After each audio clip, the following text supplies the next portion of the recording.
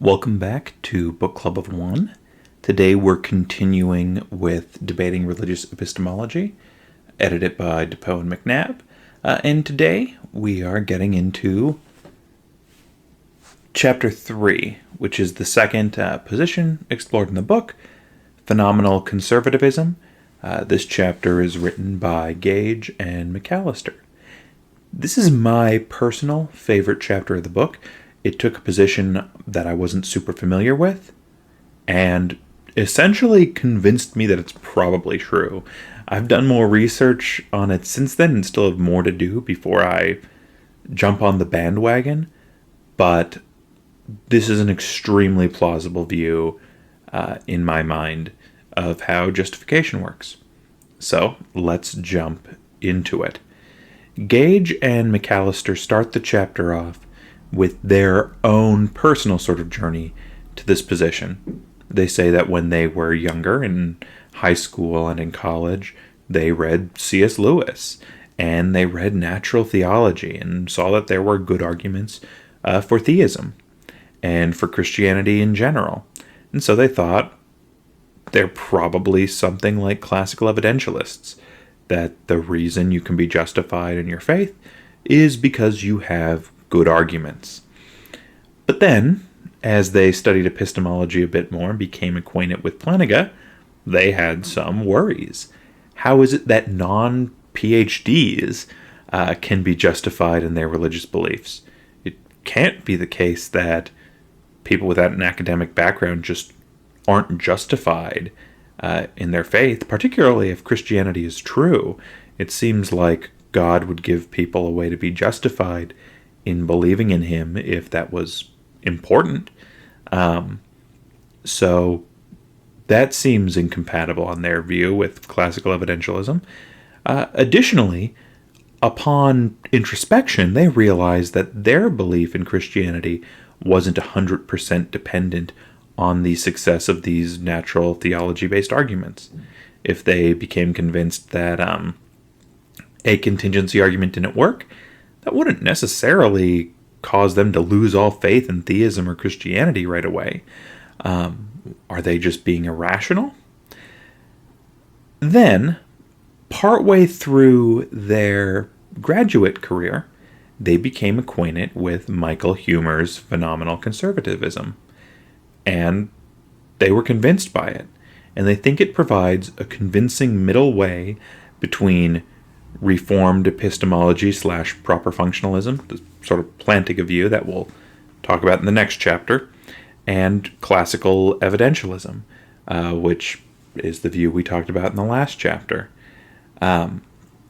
This is a view where a certain type of experience can give evidence to justify your belief without you needing an argument to have the belief justified. Now, this is a foundationalist view. Most of our beliefs are justified by other beliefs, but then the foundational ones, the properly basic ones, are justified by these special types of experiences that are called seemings. Essentially, their view is, if something seems to you true, unless you have a good reason to doubt it, you should accept it.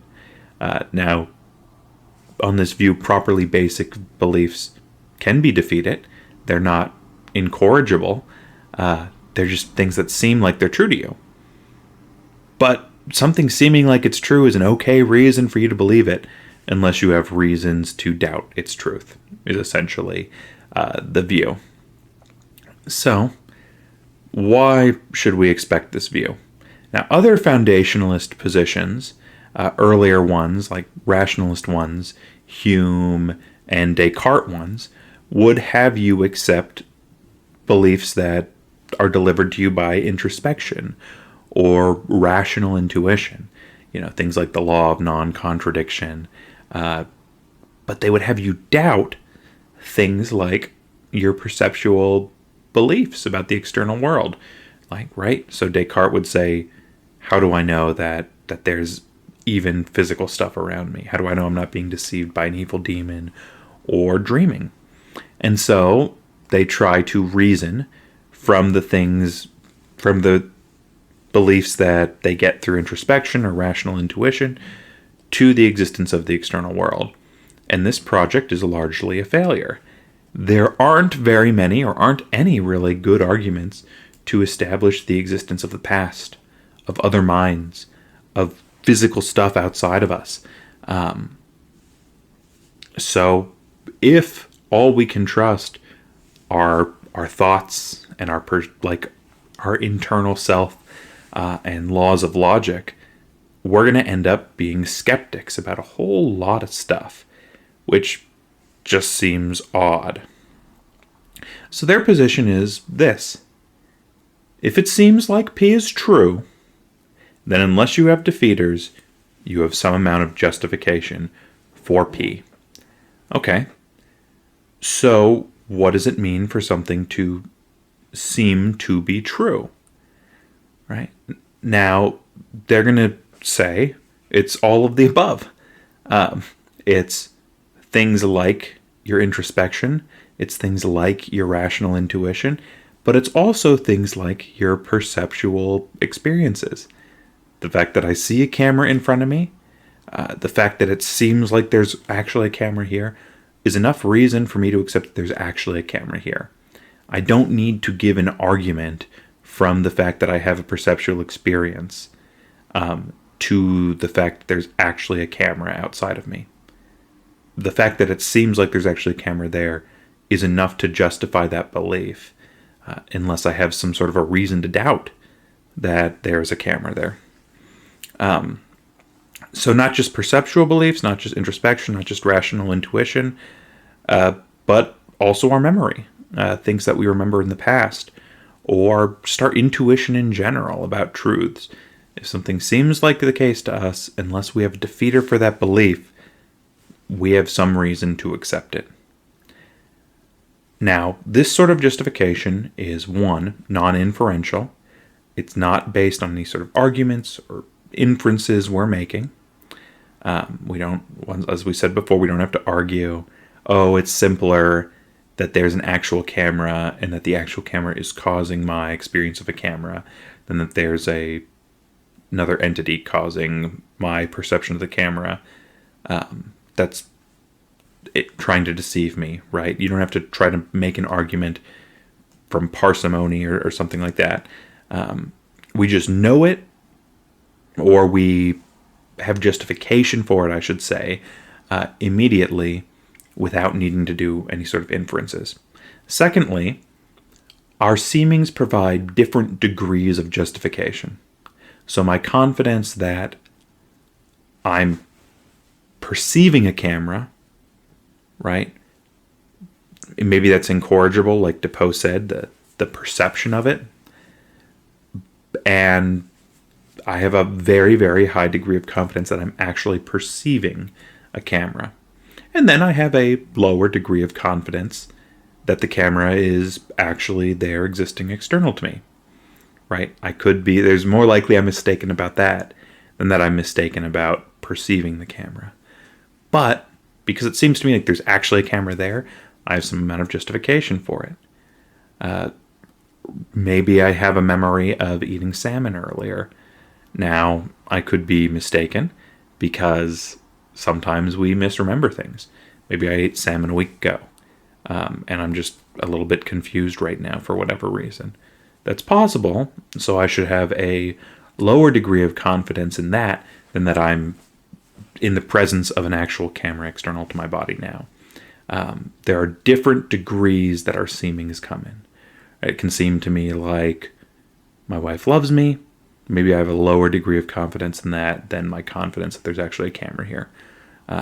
That's probably a bad example, though, because I'm pretty confident of that, but I would say I am more confident that physical stuff exists in front of me right now than even that example, right? So even though a lot of different things might seem true to us, some of those seemings provide stronger evidence than others. Okay, so we do need a quick definition of what a seeming is. So a seeming is a conscious experience with assertive propositional content, right? So it's not something like imagination, right? When you imagine something that has propositional content, I could imagine that I have 3 beers in my fridge right now, but that imagination doesn't give me any reason to think that there are. But if it seems to me that I actually have 2 beers in my fridge right now, because I remember that, and when I think to myself, oh, how many beers do I have? I think 2. A seeming is it has assertive propositional content.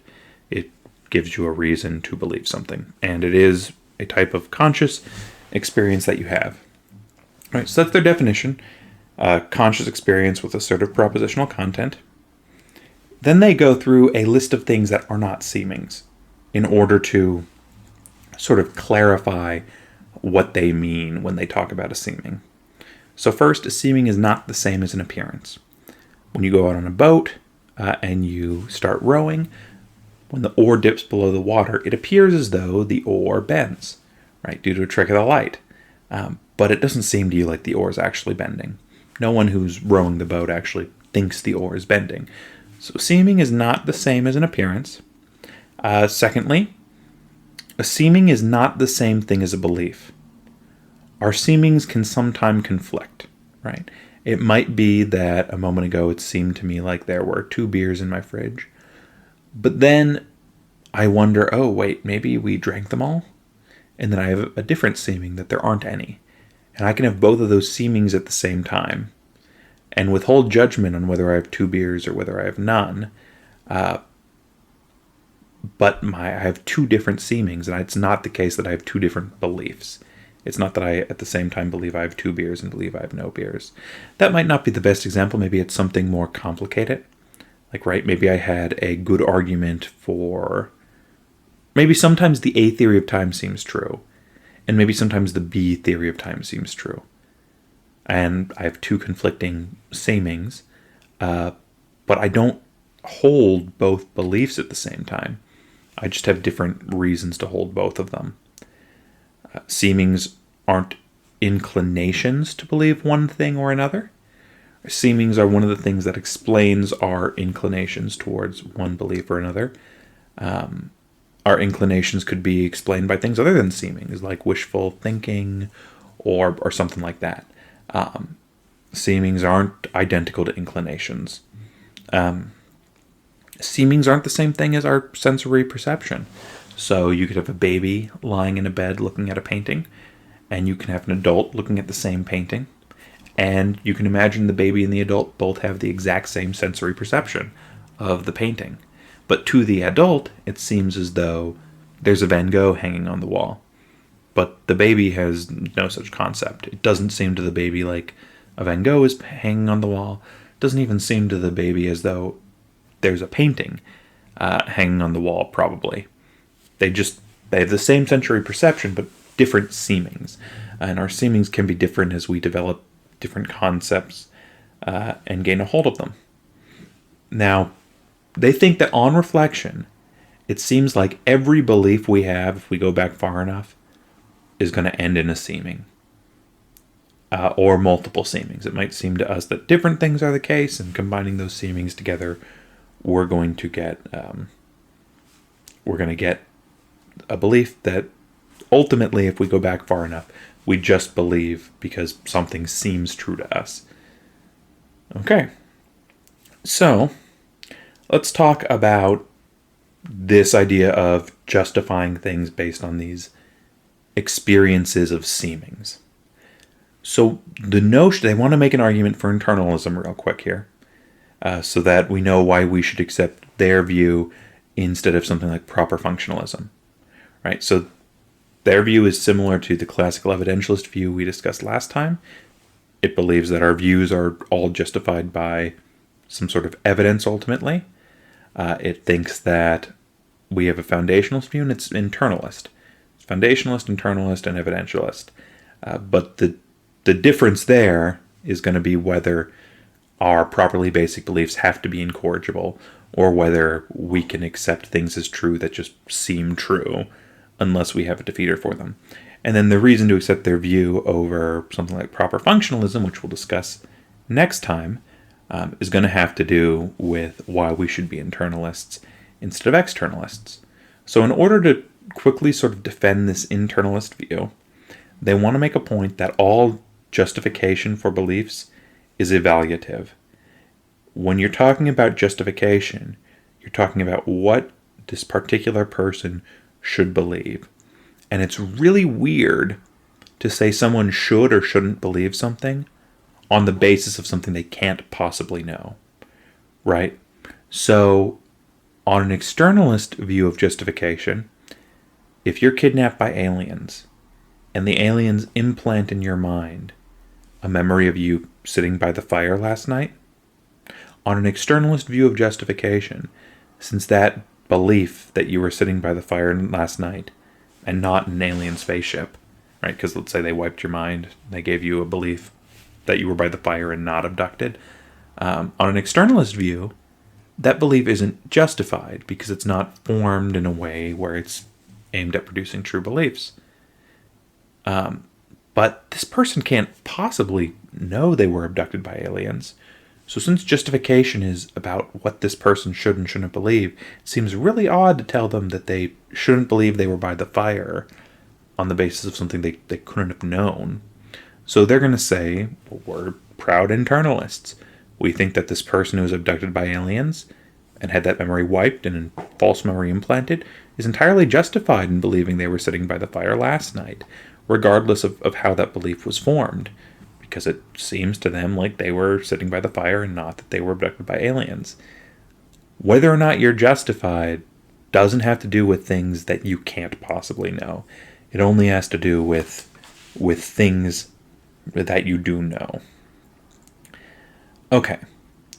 So this is also why it's important that we talk about justification here and not knowledge, and why we have a focus on that. Because maybe the proper functionalist or the externalist is going to have a good point that justification that you have for believing something isn't sufficient for knowledge. Maybe there's something extra. They're not talking about in this chapter what you need for knowledge. They're only talking about what you need to have a reasonable belief, have a rational belief to be justified in your belief. So now Gage and McAllister are going to go into their reasons for thinking this view is probably true. So first, it makes sense. What else are we supposed to believe besides what seems true to us and what we don't have any reasons to doubt? Right? Because that's their entire view. If it seems true to you and you don't have a reason to doubt it, you should believe it. Or at least for your properly basic beliefs. So they're going to shake their head and they're going to be like, you would have us believe something else? Right? You'd have us doubt it even though we don't have a reason to doubt it?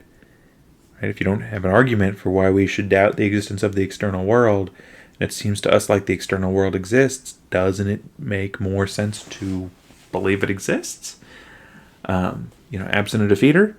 So that's their first point is this makes sense. Why would you prohibit us from believing things that we don't have any reasons to doubt and that seem true to us?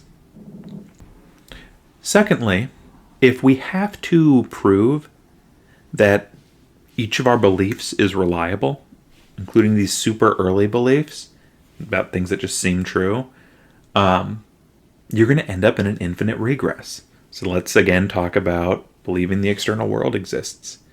Let's say you have a belief that it seems to me there's a camera here. All right. Why, or that you have a sensory perception of a camera here. How do you justify that you have a sensory perception of a camera? Right? First, you need those concepts. You need to argue that it's incorrigible. You need to justify it in some way. And those things that you're justifying it with are probably going to be things that seem to you like they're true, right? And if we're arguing to an outside world, even if that belief is incorrigible, like even if they're wrong about that, needing to argue for that, the idea that, it's more parsimonious that there's actually a camera than that there's not, and it better explains my perception of a camera than an evil demon would, who's deceiving me.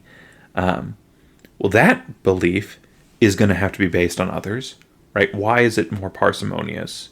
Why does it better explain things than an evil demon deceiving you about the existence of the camera?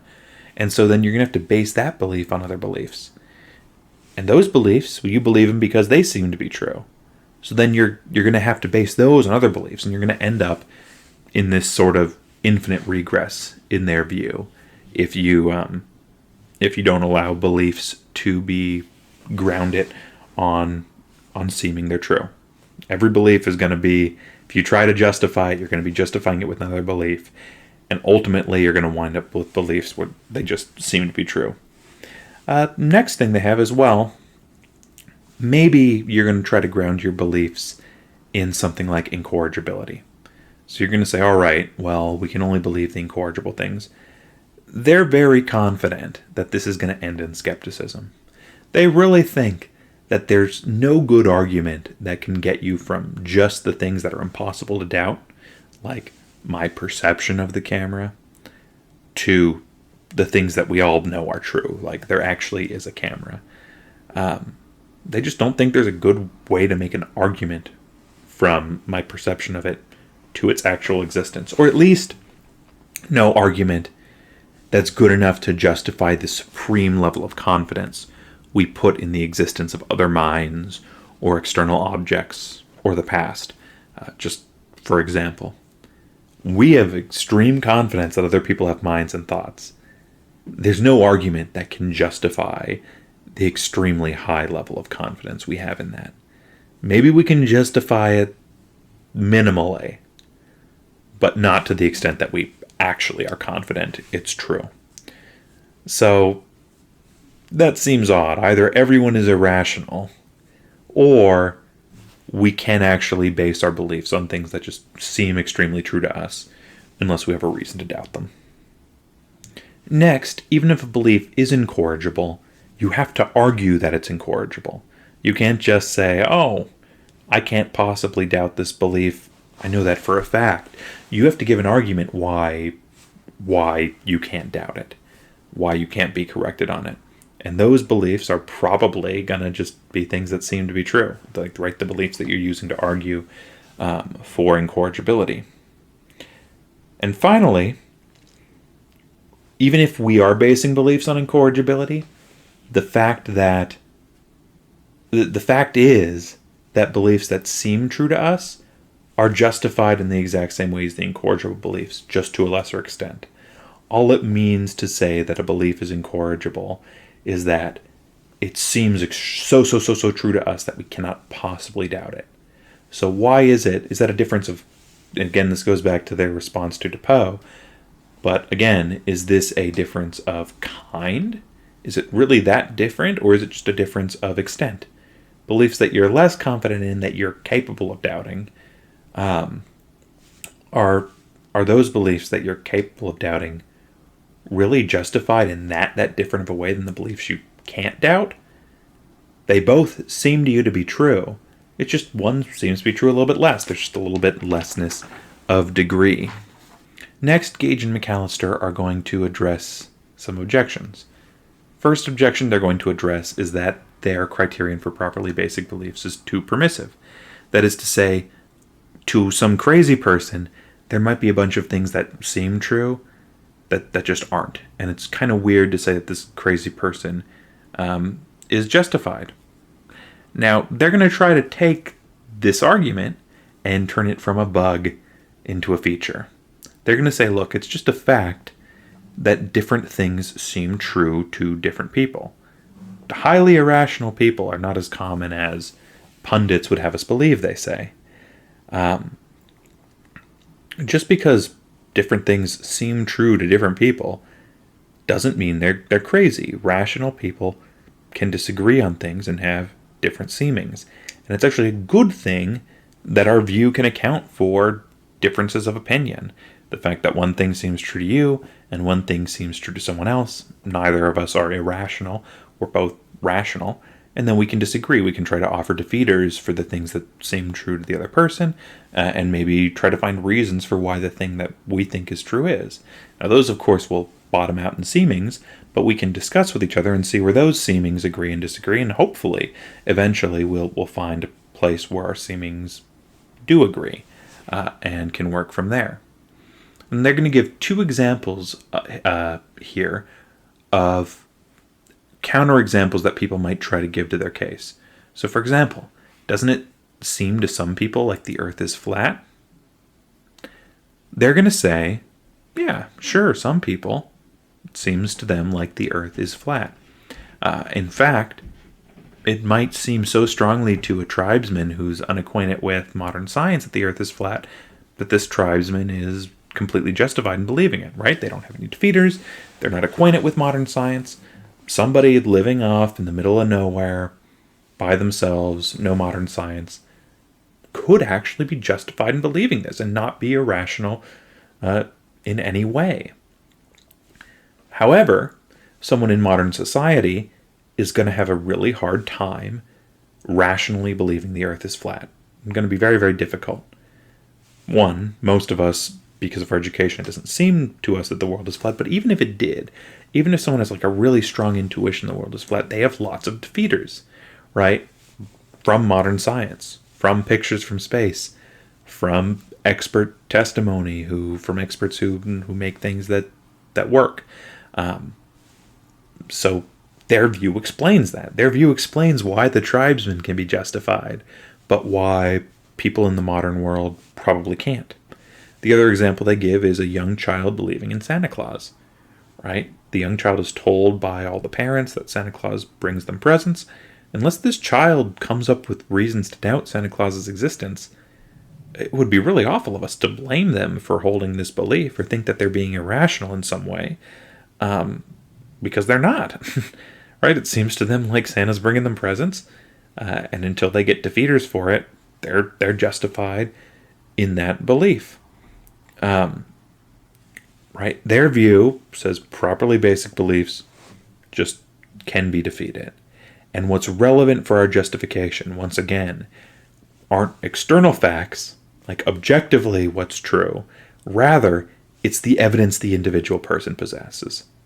What the little kid possesses about Santa, what the tribesman possesses about the flatness of the world, that's what's relevant for whether or not they have justification. It's entirely an internalist thing. Okay, so what other objections might there be to their view?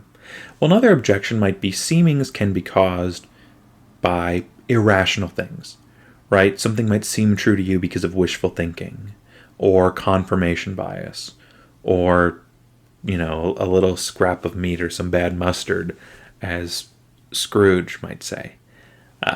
Merry Christmas, by the way. What they're going to say to this again is this, once more, seems to be externalist thinking.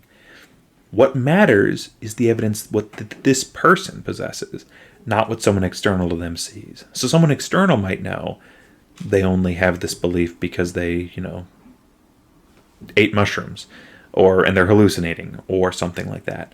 Or, they ate the bad beef, or it's wishful thinking. But unless that's brought to their attention, right? If they know that their seeming is caused by wishful thinking, then sure, they have a defeater for that seeming now. However, absent it being brought to their attention, or absent them realizing that the seeming is caused by wishful thinking, of course they should go with that seeming, unless they have some other independent reason to doubt the thing that seems true. It seems more like, if something seems like it's true to them, even if the cause of that seeming is wishful thinking, it would be irrational for them to not believe that thing. Right? Once again, unless they have some reason not to believe it, it would be way more irrational for them to not believe it. Again, unless they have a reason not to believe it, or it's brought to their attention that their seeming is being entirely caused by confirmation bias or wishful thinking, in which case they have an undercutting defeater. I think that these responses to the objections are pretty successful. I think their view is eminently plausible. So now we're going to move on from sort of the outline of the phenomenal conservativist view to how this can apply to beliefs about God. And we're going to begin this section with a quote from the book. So, Gage and McAllister write, "There are numerous people to whom it seems God exists when they're out in nature, when they pray, in their moments of joy and sorrow. Indeed, it is not uncommon for believers to go under periods in time in which God's existence appears woven into the very fabric of existence. They see his fingerprints everywhere. In these moments, God's existence can seem nearly as apparent as the existence of other human beings. The very idea of a world without a God feels absurd. Defeaters can arise, which remove this justification, but until they do, such believers appear well within their epistemic rights to believe God exists, even if they are mistaken. What else are they supposed to believe in light of their experiences? In short, on the phenomenal conservative view, the fact that it seems to some Christians that Christianity is true gives them at least some evidence that can justify their belief that Christianity is true. The same would apply to other religions. Someone who's a Muslim and Islam seems very likely to be true to them. It just feels right. That gives them some amount of evidence. Now, that evidence is liable to be undermined, but that seeming does count as evidence in the same way that your seemings that the external world exists count as evidence that the external world exists, or the fact that it seems to you that you've been alive longer than 5 minutes counts as some evidence that you've been alive longer than 5 minutes.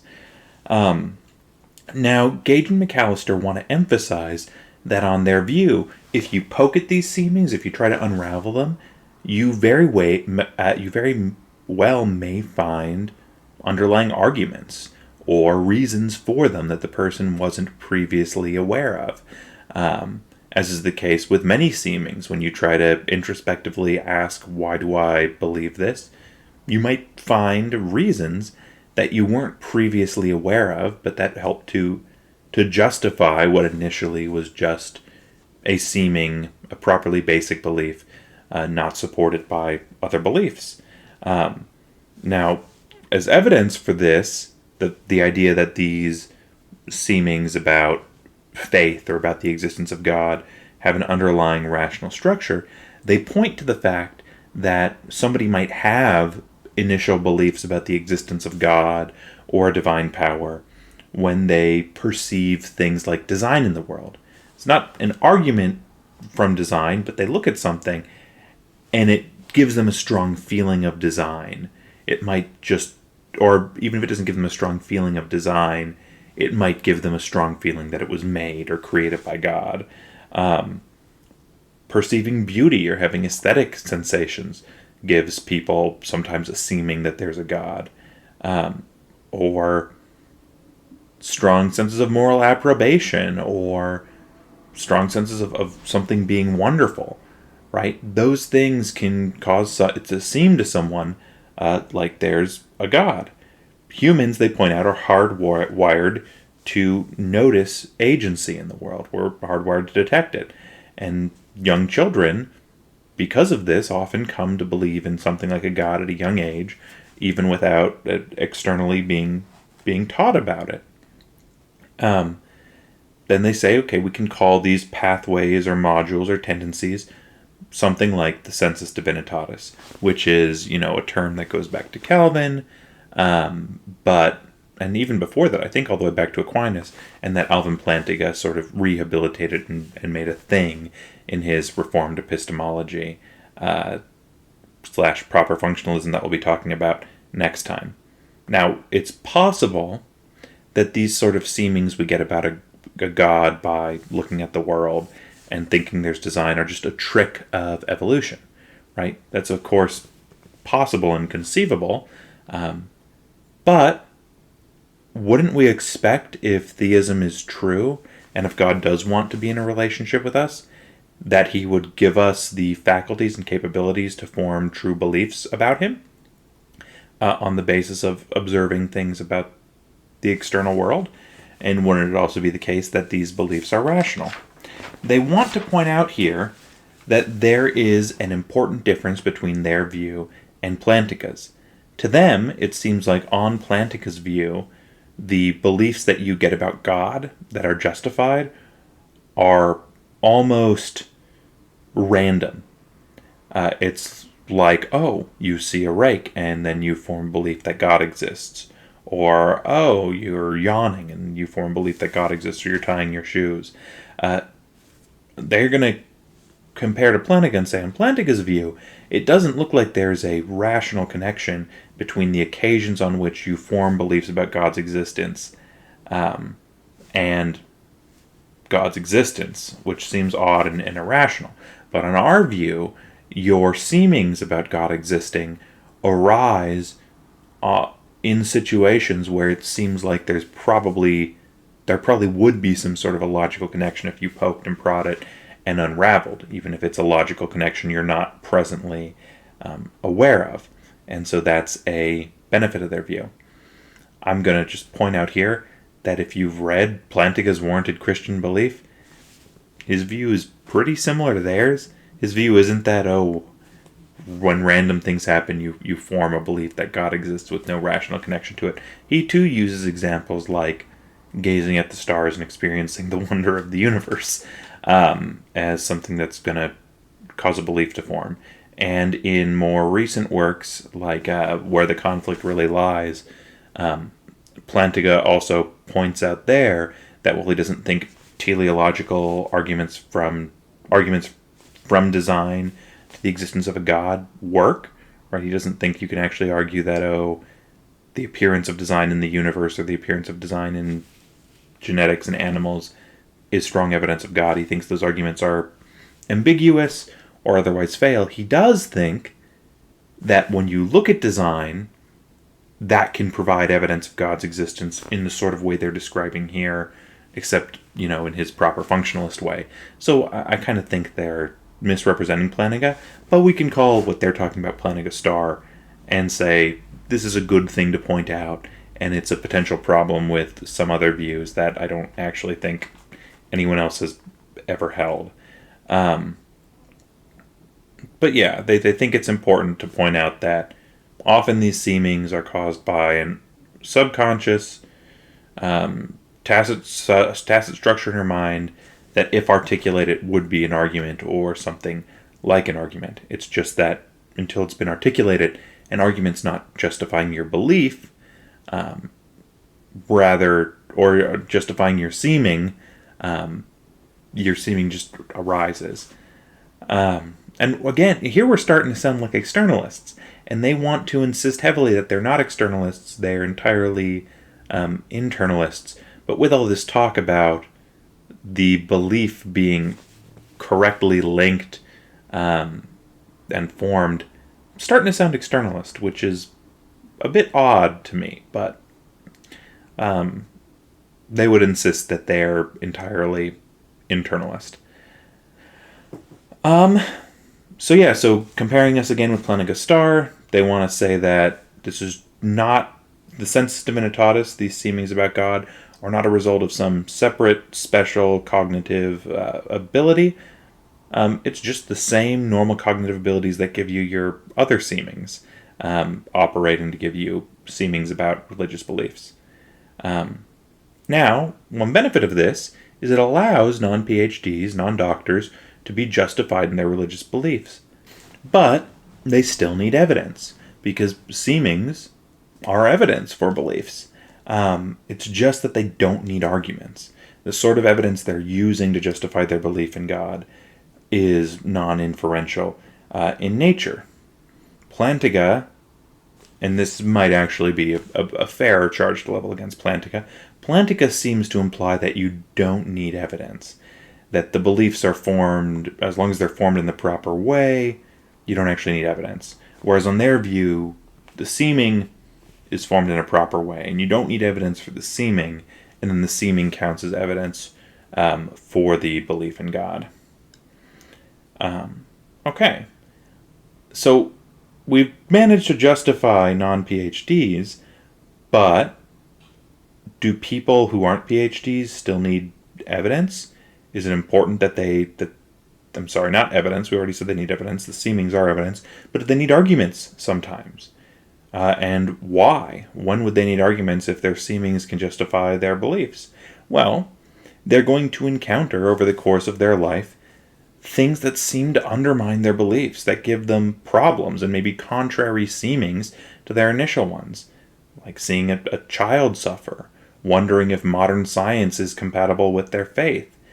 Defeaters abound, and the theist has to address the defeaters they're going to come across in their life, or else they're going to be irrational. Theists need, and they're going to build over time as they address these defeaters, and as they come up with maybe not PhD level ways of dealing with them, but ways of dealing with them and addressing them. They're going to form a coherent worldview that makes sense of the data. And as long as this worldview seems to them to make the best sense of the data, then they're justified. It's if they continue to hang on to their belief after they don't think their worldview best explains the data, that they're having issues. So some of the data that might support Christianity for like normal, average, everyday people is they're yearning for God. The life-changing effects of their faith that they've seen in their life and those of others. The existence of contingent beings, right? Like, even if you're not going to make a PhD level argument, the fact that they might be thinking about, oh, some things exist.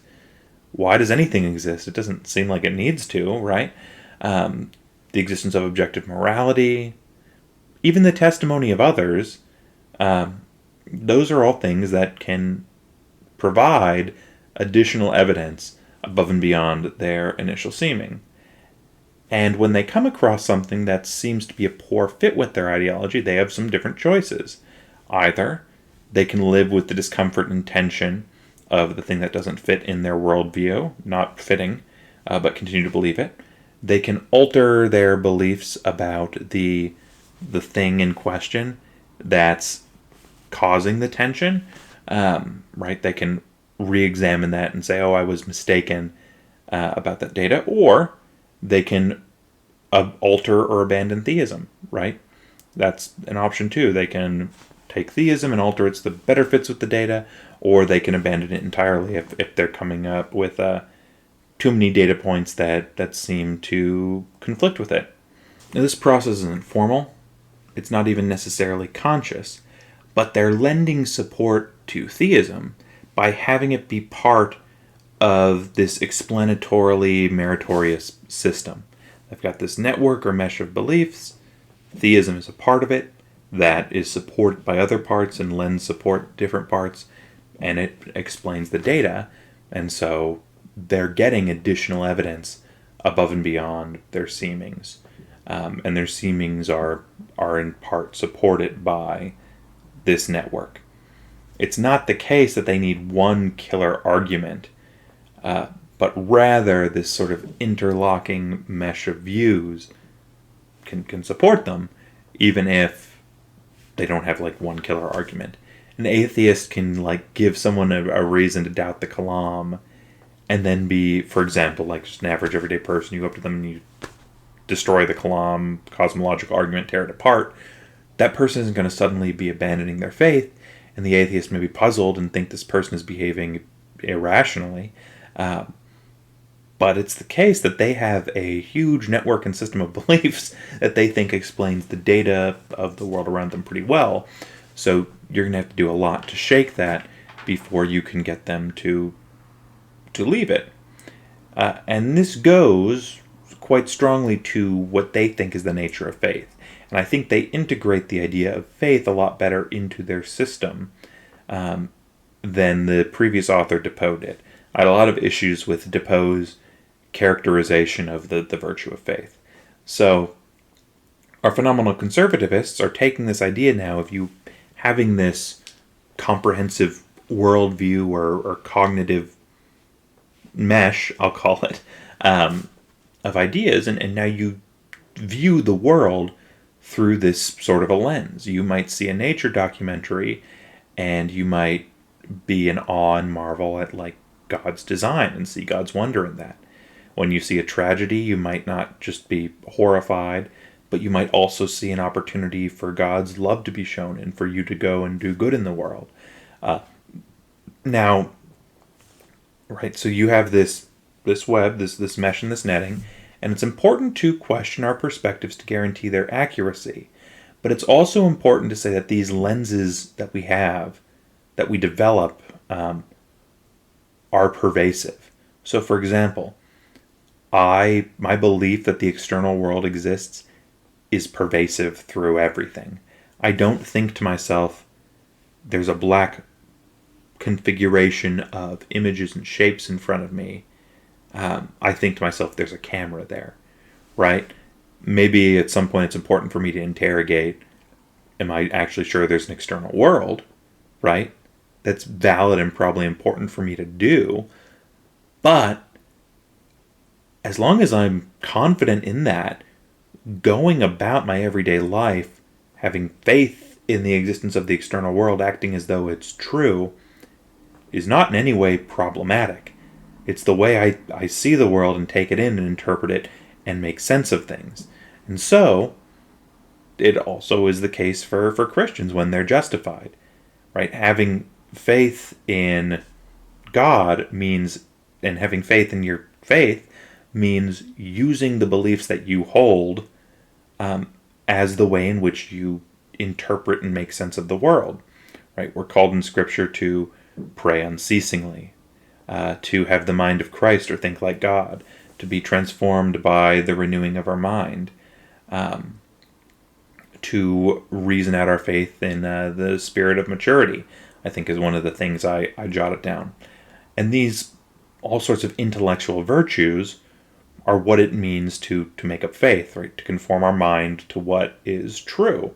Now, we believe what's true in their view on the basis of evidence and rationally, but then actually using that faith as the lens to look at the world, using those beliefs to interpret the world around us, and not constantly second-guessing them, except when you're going back to examine your perspectives and question them, is the virtue of faith. And faith can actually, in this way, create additional evidence or support for our beliefs, because faith can cause our previous seemings that may have initially justified our belief and then were shaken by defeaters and counter evidence, and then we gathered other evidence and data to shore it up. Our faith can increase the amount to which Christianity seems to, and therefore, and in that way, justify our beliefs. Right? Assuming our seemings are actually evidence for our belief, when something seems true to us, we have some amount of reason to believe it. By exercising faith, we're probably increasing the extent to which Christianity or Islam or whatever your religious viewpoint is seems to be true, and as a result, you're increasing the justification for it. But the process can be entirely rational. In the same way our belief in the external world can be entirely rational. They give a C.S. Lewis quote here. So this is the second author we have who's quoted Lewis. And they give the Lewis quote, when I see the sun, it's not just that I'm seeing the sun, right? I don't just believe in the sun because I see it.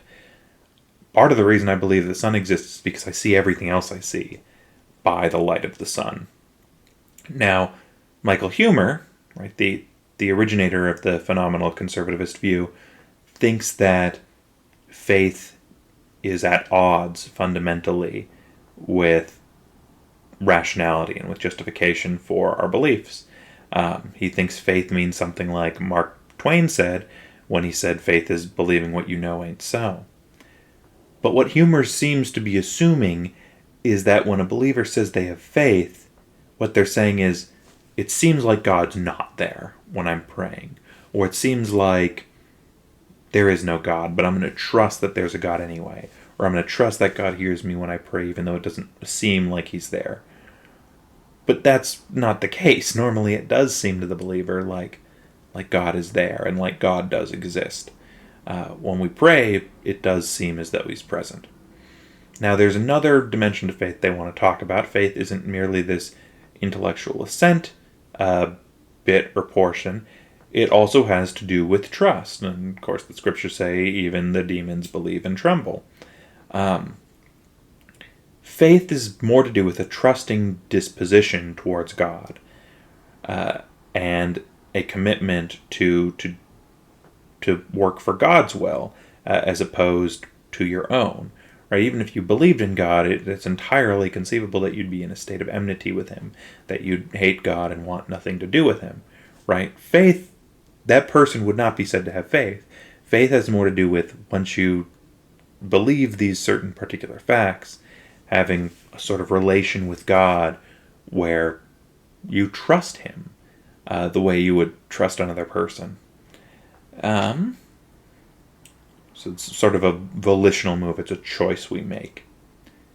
Now, he's also going to say here, a lot of Christians can be put off by all of this talk about things like evidence. It seems weird to them, because if there was another person who you were very sure existed, say your best friend, and then you started talking with someone else about evidence that that person actually exists, that would just be weird. It doesn't seem like you need it. It seems very uncouth.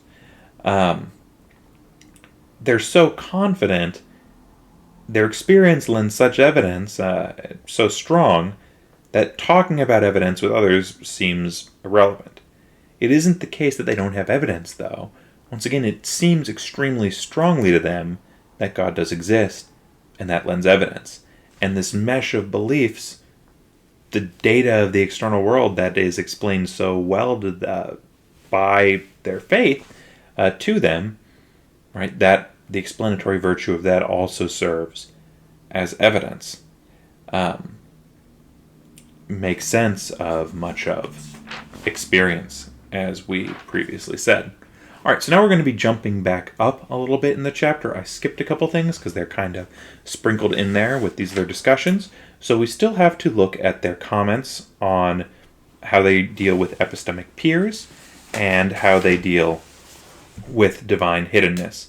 So they have two responses to divine hiddenness. One is not specific to phenomenal conservatism and is open to probably any other epistemology in this book. So one response to divine hiddenness is, while it may be the case that currently there are people who are being completely rational and are still non-believers, right? And they don't have experience of God and they haven't seen evidence of God. It just seems far more unlikely to them that God exists than otherwise. It might be the case that this hiddenness is only temporary, and it's serving some sort of psychological role that's good for the person. God is remaining hidden from them to prepare them to respond to him eventually or to grow. God's hiddenness is ultimately good for the person who God is remaining hidden from, would be the first sort of response here. The second response is specific to phenomenal conservatism, and is a way that phenomenal conservatism is more explanatorily meritorious, let's say. Phenomenal conservatism makes sense of what we see of divine hiddenness in the world. Our seemings, the things that seem true to us, the things that seem false to us, are heavily influenced, maybe not heavily, but they're certainly influenced at least a little by what we desire to be true. They're influenced by the culture we're in and what people around us believe. So it's entirely possible for the issue with divine hiddenness to be located in man and man's sin, or society, and society moving away from God and creating an environment wherein God's existence doesn't seem true to us. And in this way, people can still be rational in the fact that it doesn't seem to them like God is true, or the fact that they don't believe in God because there's not enough evidence for them. But the fact that God is hidden from them isn't because there's not enough evidence or that God hasn't revealed himself enough. It's because of man's sin in some way being obstructing them otherwise having knowledge of God they would have had they been in a different sort of environment, or had they had different sorts of desires that would have affected their seemings differently. Okay, so the other thing we have to address is the question of epistemic peers. And here they say phenomenal conservatism is much better at explaining the phenomenon of epistemic peer disagreement than other views. So on phenomenal conservatism, we should expect reasonable disagreement. Atheists clearly aren't stupid, and they don't have to be. It's just when you go back far enough in the things that we believe, you're going to come to some beliefs that the theists don't hold, and the entire reason for the difference is going to be a seeming, right? The theist, the answer to a particular question somewhere back is going to be, this seems really true to me, and the atheist somewhere back, it's going to be, oh, this doesn't seem true to me, seems false, or maybe the other way around.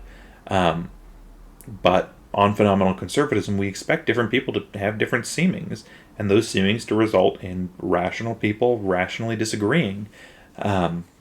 Secondly, once you have your theistic worldview, it's going to contain within it explanations for why people have misleading experiences. Same with an atheist worldview or any other worldview at all, their religious worldviews. They're going to have explanations for why other people disagree with you and why their seemings are different, which is going to help you resolve epistemic peer disagreement. And thirdly and finally, they want to point out it's really, really crazy to treat epistemic peers' opinions as completely undermining your own in a lot of cases. So, for example, there are people in this world who don't believe that morality is objective. And so their opinion is genuinely going to be, if they hear about a child in the news being tortured, that's uncouth and it's unacceptable in this society, but there's no objective sense in which it's wrong. You'd be nuts to agree with them just because they're as learned as you and they have just as good arguments as you have for your position, right? That'd be a crazy thing to suspend your disbelief on the basis of someone else's opinion. And it's similar with theism. All right, we'll get to the responses to phenomenal conservatism next week. That essentially sums up the views presented by Gage and McAllister in this chapter. I hope you have